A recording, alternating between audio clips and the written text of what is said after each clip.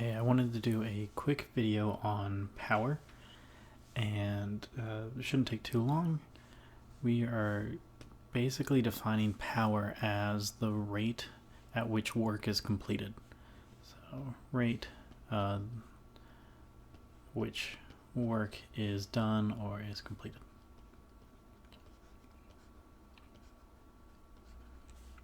So the rate here tells us that we're looking at some sort of time frame, and of course how much work we're getting done. So power, which is a scalar, is the amount of work for a given time. In that case, the units would be the joule per second, or as we call it, the watt, W-A-T-T.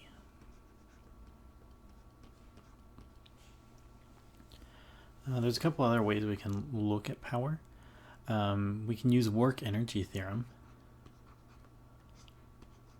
And since we know that work is a change in how the energy is being expressed, so maybe it was stored or potential energy and now it's being expressed through motion, so now it's kinetic energy. So it can be some sort of change in how the energy is expressed, or it can be transfer of energy, maybe energy moving from one object to another, so it's gone from one energy store to another storage. So we can look at it that way. Another way to look at power is if we look at work a little bit closer.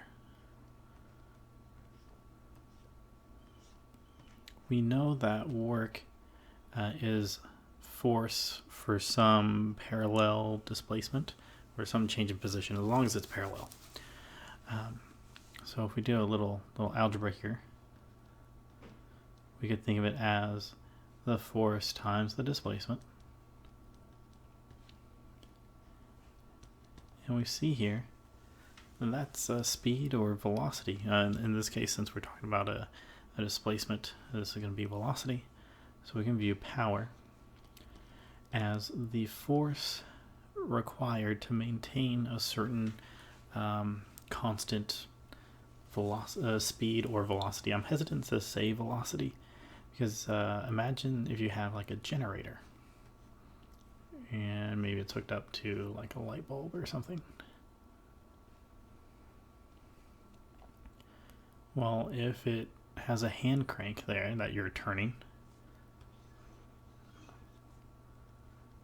so maybe you have to turn that crank to light up the light bulb.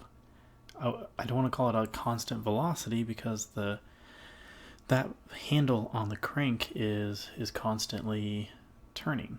It's always changing direction. So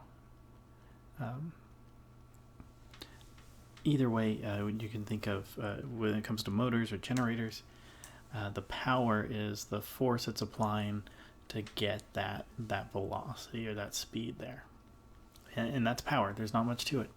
You can think of it as the work that's done for a given unit of time, the energy that's transferred or the energy that's transformed in that time, or the force for a speed.